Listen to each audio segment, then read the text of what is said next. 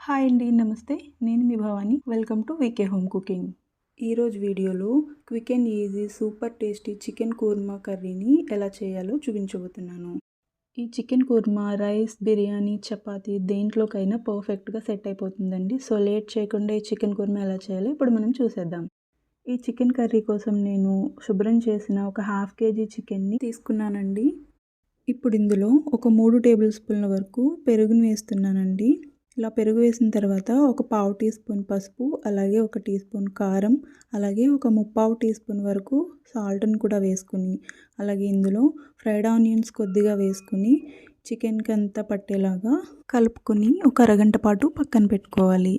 ఇలా chicken marinate చేయడం వల్ల మనకి కర్రీలో చికెన్ అనేది సాఫ్ట్గా ఉంటుందండి. ఇప్పుడు స్టవ్ వెలిగించి ఒక ప్యాన్ పెట్టుకుని ఆనియన్స్ ఫ్రై చేసిన ఆయిల్ని ఒక 5 టేబుల్ స్పూన్ల వరకు వేస్తున్నానండి. ఇప్పుడు ఇందులో ఒక హాఫ్ టీ స్పూన్ షాజీరా, అలాగే 3 లవంగ మొగ్గలు, 3 యాలుక్కాయలు, ఒక నల్ల ఇలైచి, అలాగే ఒక ఇంచు దాల్చిన చెక్క కూడా వేసుకొని అవి కొంచెం ఆయిల్లో ఫ్రై అయిన తర్వాత ఒక పెద్ద ఉల్లిపాయని చిన్న చిన్న ముక్కలుగా కట్ చేసుకుని ఇందులో వేసుకోవాలి. ఆనియన్స్ని లైట్ గోల్డెన్ బ్రౌన్ కలర్ వచ్చేంత వరకు బాగా వేయించుకోవాలండి. ఈ విధంగా ఆనియన్స్ని వేయించుకున్న తర్వాత ఇందులో ఒక టీ స్పూన్ అల్లం వెల్లుల్లి పేస్ట్ వేసుకోవాలండి. ఇప్పుడు ఇందులో ఒక 3 పచ్చిమిర్చిని పొడవుగా చీల్చుకుని ఇందులో వేసుకుని అల్లం వెల్లుల్లి పేస్ట్ పచ్చివాసన పోయేంత వరకు వేయించుకోవాలి. ఇప్పుడు ఇందులో ఒక పెద్ద టొమాటోని చిన్న చిన్న ముక్కలుగా కట్ చేసుకుని వేసుకోవాలండి. అలాగే హాఫ్ టీ స్పూన్ సాల్ట్ కూడా వేసుకుని ఒకసారి అంతా కలిపి టొమాటోస్ సాఫ్ట్గా అయ్యేంత వరకు మగ్గించుకోవాలి.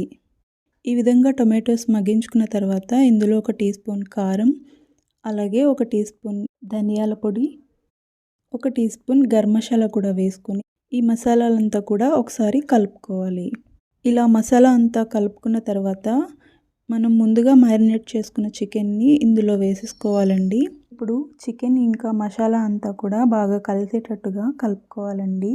తర్వాత చికెన్లో ఉన్న వాటర్ అంతా కూడా పోయి చికెన్ అంతా కూడా దగ్గర పడేంత వరకు మీడియం టు హై ఫ్లేమ్లో ఒక 5 నిమిషాల పాటు మూత పెట్టుకొని కుక్ చేసుకోవాలి.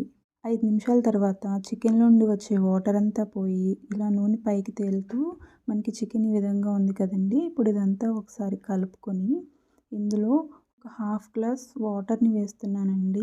ఇలా వాటర్ని వేసి కలుపుకోవాలండి. మనకి సాల్ట్ ఏదైనా ఎక్కువ తక్కువ ఇప్పుడే మనం చెక్ చేసుకుని వేసేసుకోవాలండి. నేను వేసిందైతే నాకు పర్ఫెక్ట్గా సరిపోయింది. ఇప్పుడు మళ్ళీ ఒక 10 నిమిషాల పాటు మూత పెట్టి మీడియం టు హై ఫ్లేమ్లో ఒక 5 నిమిషాల పాటు కుక్ చేసుకోవాలండి. 5 నిమిషాల తర్వాత మూత తీసి కొద్దిగా కొత్తిమీరని చల్లుకుంటే మనకి చికెన్ కర్రీ అనేది రెడీ అయిపోయింది. అంతేనండి. Quick and easy super tasty chicken kurma కర్రీని ఎలా చేయాలో చూసారు కదా. మీకు ఈ వీడియో నచ్చినట్లయితే తప్పకుండా మీరు మీ ఇంట్లో ట్రై చేసి మీకు ఎలా కుదిరిందనేది కామెంట్ చేయండి. అలాగే వీడియోని లైక్ చేసి మీ ఫ్రెండ్స్ అండ్ ఫ్యామిలీ మెంబర్స్కి షేర్ చేసి సబ్స్క్రైబ్ చేయండి. Thank you for watching.